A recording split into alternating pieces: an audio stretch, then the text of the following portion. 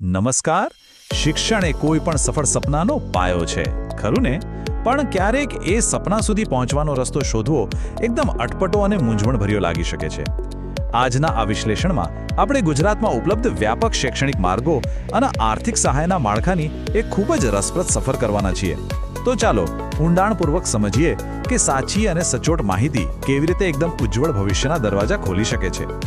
અહીં એક બહુ મોટો પ્રશ્ન ઊભો થાય છે કે ધોરણ 10 પછીના જટિલ વિકલ્પોમાંથી સાચો રસ્તો કેવી રીતે પસંદ કરવો અને આપણા મોટા લક્ષ્યો માટે ભંડોળ ક્યાંથી મેળવવું.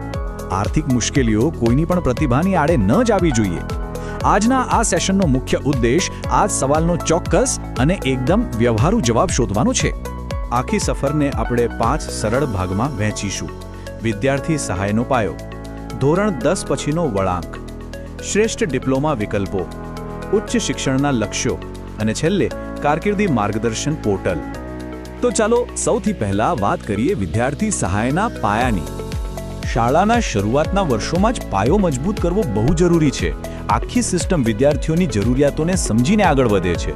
ધોરણ 1 થી 8માં ગણવેશ પૂરો પાડવામાં આવે છે, ત્યારબાદ ધોરણ 9માં કન્યાઓ માટે સાયકલની વ્યવસ્થા થાય છે અને પછી ધોરણ 9-10માં ટેલેન્ટ પૂલ સહાય શરૂ થાય છે.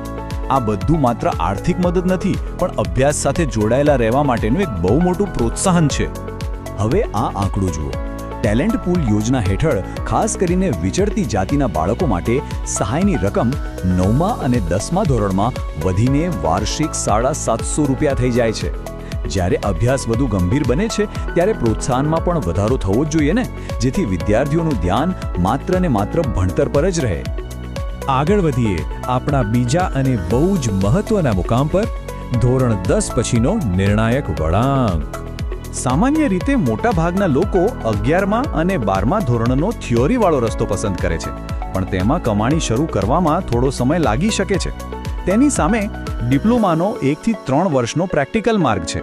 આ રસ્તો વિદ્યાર્થીઓને એકદમ ઝડપથી જોબ માર્કેટ માટે અને પ્રેક્ટિકલ કામ શીખવા માટે તૈયાર કરે છે.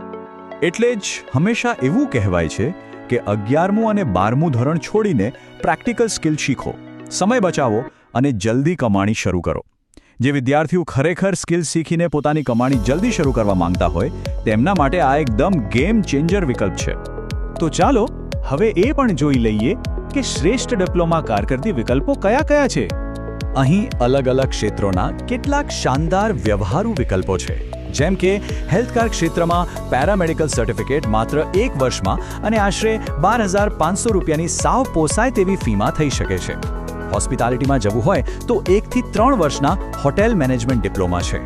અને ટેકનિકલ ફિલ્ડ માટે 3 વર્ષનો એન્જિનિયરિંગ ડિપ્લોમા આશરે ₹36,000 વાર્ષિક ફી સાથે ઉપલબ્ધ છે. આ સ્પષ્ટ બતાવે છે કે સારું અને વિશિષ્ટ શિક્ષણ હવે બિલકુલ પહોંચની બહાર નથી. અને હા, માત્ર પરંપરાગત ક્ષેત્રો જ નહીં, આજના આ ડિજિટલ અને ક્રિએટિવ યુગમાં આધુનિક ડિપ્લોમા માર્ગો પણ જબરદસ્ત માંગમાં છે. Information technology, fashion designing, beauty and wellness અથવા તો ફોટોગ્રાફી અને એનિમેશન જેવા શાનદાર અભ્યાસક્રમો સીધા જ ફ્રીલાન્સિંગ અને મોડર્ન ઇન્ડસ્ટ્રી માટે તૈયાર કરે છે. હવે એક બહુ જ રસપ્રદ વાત, ડિપ્લોમા કરવાથી ઉચ્ચ શિક્ષણના રસ્તા બંધ નથી થઈ જતા. લેટરલ એન્ટ્રી નામનો એક જબરજસ્ત ફાયદો છે. એટલે કે 3 વર્ષનો એન્જિનિયરિંગ ડિપ્લોમા પૂરો કર્યા પછી સીધો જ બીટેક અથવા ડિગ્રી એન્જિનિયરિંગના બીજા વર્ષમાં પ્રવેશ મેળવી શકાય છે. છે ને કમાલનો આઈડિયા? પ્રેક્ટિકલ અનુભવ પણ મળે અને ડિગ્રી પણ. આ જ વાતને આગળ વધારીએ આપણા ચોથા મુદ્દા પર, ઉચ્ચ શિક્ષણના લક્ષ્યો અને મોટા સપનાઓ માટે સહાય. સાયન્સ હોય કે પ્રોફેશનલ કોર્સ, 11મા અને 12મા ધોરણમાં સ્પર્ધા તો અત્યંત તીવ્ર રહેવાની જ. પણ આ સ્પર્ધામાં મોંઘી ટ્યુશન ફી કોઈ હોશિયાર વિદ્યાર્થી માટે અડચણ ન બનવી જોઈએ. એટલે જ જેઈ કે પીએમટી જેવા સાયન્સ ટ્રેક હોય કે પછી આઈઆઈએમ અને એનએલયુ જેવા પ્રોફેશનલ ટ્રેક હોય, બધે જ કોચિંગ સહાય મળે છે, જેનાથી બધાને આગળ વધવાની એકદમ સમાન તક મળે છે. ઉચ્ચ શિક્ષણમાં મળતી આ સહાય ખરેખર એક સર્વાંગી અભિગમ છે. આ માત્ર ટ્યુશન ફી પૂરતું સીમિત નથી. મેડિકલ અને એન્જિનિયરિંગમાં ભોજનના બિલમાં રાહત, પ્રેક્ટિકલ સાધનોની ખરીદી, પુસ્તકો માટે બુક બેંકની સુવિધા અને છેક એમફિલ કે પીએચડી કરતા સંશોધકો સુધી આ વ્યવહારુ મદદ પહોંચે છે. આને કહેવાય સર્વાંગી વિકાસ માટેનો સાચો ટેકો.